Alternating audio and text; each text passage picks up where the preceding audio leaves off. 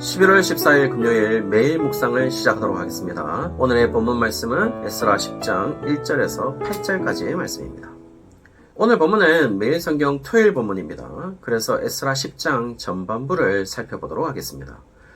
오늘 본문은 어제 본문과 이어지고 있어요. 1절에 에스라가 죄를 고백하는 기도를 드리고 성전 앞에서 엎드려 우는 장면이 나옵니다. 이스라엘 백성 중에서 백성의 남녀와 어린 아이의 큰 무리가 에스라 앞에 모여들어서 함께 우는 장면도 묘사하고 있어요. 2절에 새로운 사람이 등장하는데 엘람 자손 중 여이엘의 아들 스가냐가 등장을 하고 있습니다. 그리고 하나님과의 언약을 다시 갱신할 것을 이야기하고 있어요. 언약의 갱신이라 함은 이제부터 이방인들과의 통혼을 금지하고 오로지 주의 교훈과 하나님의 명령을 지키고 다른 민족의 여자와 그 자녀들을 다 내보내는 것이었습니다. 그런데 여기에서 아주 중요한 이야기를 합니다. 물론 이방인들과 통혼을 하지 않고 다른 민족의 여자와 그 자녀들을 다 내보내는 것도 중요하지만 이 일을 제한할 수 있도록 한 동기는 스가냐가 2절 마지막에 이스라엘에게 아직도 소망이 있기 때문임을 이야기하고 있어요. 도대체 스가냐는 왜 이스라엘에게 아직도 소망이 있다고 보고 있는 것일까요? 그가 소망이 있다고 이야기하는 것은 그 전에 단 하나의 행동밖에 없었어요. 1절에 나타난 에스라와 이스라엘 중에서 남녀와 어린 아이의 큰 무리들의 회개의 기도였던 것이죠.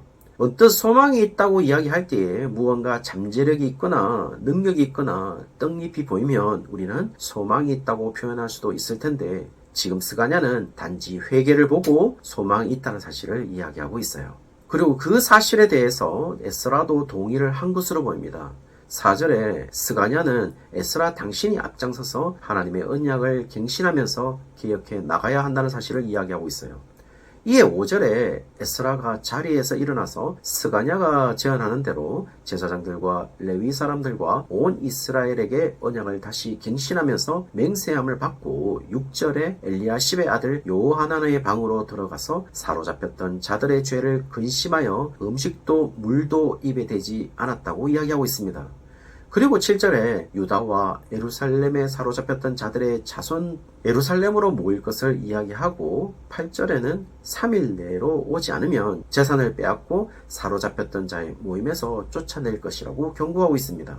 사실 오늘 본문은 정확하게 딱 떨어지고 있는 본문은 아니에요. 단락이 정확하게 나누어지는 것도 아닙니다. 그럼에도 8절까지로 본 것은 8절까지가 모두 제안들로 구성되어 있다는 것입니다. 9절부터는 그 제안들에 대한 결과를 내놓고 있는 것이죠. 그렇다면 이 제안들의 의미가 무엇일까요? 제안은 간단합니다. 3절에 나타난 것처럼 주의 교훈을 따르고 우리 하나님의 명령의 가르침을 따르고 특별히 이방인들의 아내와 그들의 자녀들을 다 내보내는 것이었어요. 그리고 그 제안을 받으면서 결단하는 자리로 3일 안에 예루살렘으로 모이라는 것이었습니다. 그리고 정확하게 모이라는 대상은 유다와 예루살렘에 사로잡혔던 자들의 자손들이었던 것이죠. 그리고 그들에게 정확한 자신들의 소속이 어디인지를 밝혀야 하는 시점에 온 것이라고 볼 수 있겠죠. 왜냐하면 오지 않는다면 8절에 재산을 빼앗기게 되고 사로잡혔던 자의 모임에서 쫓아낼 것임을 이야기하고 있어요. 다시 말씀드리면은 사로잡혔던 자의 공동체에서 더 이상 있을 수 없다라는 것을 의미하고 더 심하게 얘기하면 하나님의 백성이라는 공동체에서 더 이상 있을 수 없다라는 것을 말하기도 합니다. 쉽지 않은 결정일 것입니다. 왜냐하면 3일 안에 예루살렘으로 가서 모임에 함께 참여해야 한다는 것은 단순하게 이방 여인과 자녀들을 내보내기로 결정하는 것이 아니라 자신들의 아내와 자녀들을 내보내는 것이었거든요. 아내는 이방 여인임에는 분명하지만 자녀들은 분명 자신들이 빗줄이기에 인정하기가 쉽지 않았을 것입니다. 그리고 그냥 현상적으로 본다면 강제 이혼에다가 차별적이고 비윤리적인 처사임에는 분명하거든요. 그럼에도 불구하고 실시해야 하기 때문에 상당히 어려운 결정일 수밖에 없는 것이죠.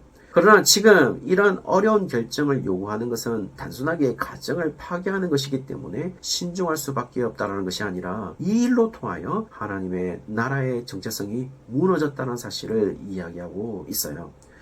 하나님 나라의 정체성이라는 것은 하나님이 이루신 역사를 자신의 역사로 받아들이는 자들인데, 지금 다른 여자들과 통혼을 쉽게 결정했다는 것은 모세 시대에 하나님이 정하신 규례와 율법을 자신의 시대의 규례와 율법으로 받아들이지 않았다는 것을 의미하기도 합니다. 그리고 하나님이 이스라엘 민족에게 이루신 역사에 대해서 모르는 여자와 결혼을 했다는 것은 정확하게 하나님이 이루신 역사에 대해서 바벨론에서 예루살렘으로 돌아오기까지 이방 지역에만 살았던 이스라엘 백성들로서 당연히 자신의 역사로 받아들이기가 쉽지 않았을 것입니다. 그리고 그들은 바사 왕들의 관용 정책에 따라서 마치 예루살렘으로 돌아갈 수 있었다고 생각하는 사람들이 많았을 것입니다. 더욱이 성경에서 이야기하듯이 북이스라엘이 멸망하고 포로로 끌려간 이유와 남유다가 멸망하고 포로로 끌려간 이유가 정확하게 자신들의 죄가 아니라 조상들의 죄이기 때문에 자신들과는 상당히 거리가 먼 이야기일 수도 있었을 것입니다. 그리고 돌아가는데 바사 왕들이 너무 좋은 왕들이었기 때문에 돌아가는 것이라고 단순하게 생각할 수도 있었을 것 같아요. 실제로 역사적 관점으로 역사 비평학적 해석을 하면은 그것이 정확한 해석일 것이니까요. 그러나 지금 그들은 단순히 자신의 시대의 역사로서 실제 경험한 것만으로 자신의 역사로 규정하는 자들이 아니라 자신의 민족을 선택한 까마득한 과거 역사적 시간과 지금 이 시대로부터 약 1500년, 1600년 전에 자신들의 조상인 아브라함에게 하신 약속과 지금 이 시대로부터 약 1000년 전에 그들에게 주어진 하나님의 율법들과 출애굽과 가나안 정복, 이 모든 역사들을 실제 경험한 자신의 역사라고 규정하는 자들인 것이죠.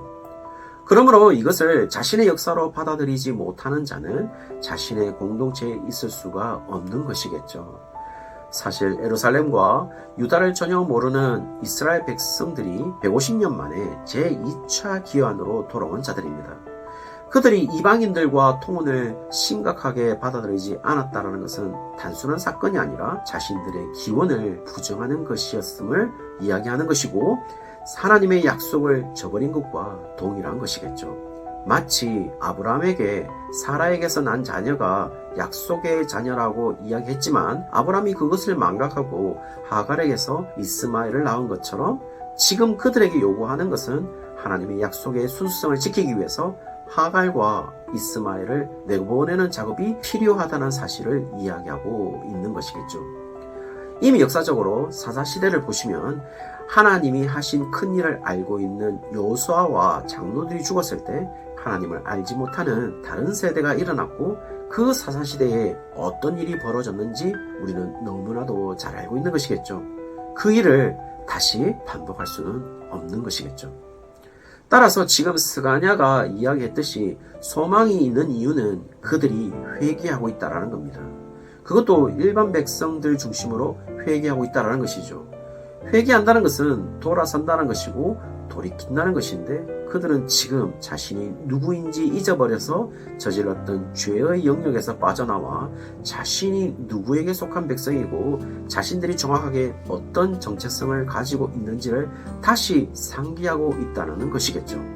좀 더 쉽게 설명하면 아브라함이 하갈과 잠시 자신의 자식 없음에 생긴 목마름을 해결해 주었던 이스마엘에게 향했던 시선을 사라에게로 향하고 있다는 것을 말하고 있고, 약속의 자녀로서 이삭을 기대할 수 있는 소망을 갖게 되었다는 사실을 의미하는 것이겠죠. 사랑하는 성도님들, 아브라함에게 이삭은 반드시 태어납니다. 문제는 이삭이 태어나기까지 어떤 마음으로, 어떤 삶의 방식으로 그 과정을 살아낼 것인가에 대한 문제에서 이삭을 기대하는 마음이 사라지게 된다면 우리는 다시 하갈과 이스마엘을 바라보게 되겠죠. 지금 이방인들과 통혼한 이스라엘 백성들처럼 말이죠. 그렇지만 하나님의 백성으로 하나님의 약속을 잊지 않고 살아간다면 이삭을 기다리는 아브라함처럼 그 소망으로 살아갈 수 있지 않겠습니까? 왜냐하면 반드시 이삭은 태어나니까요. 오늘 그와 같은 확신으로 살아가는, 하나님의 자녀로 살아가는 우리 모든 성도님들 되시기를 주의 이름으로 축원합니다.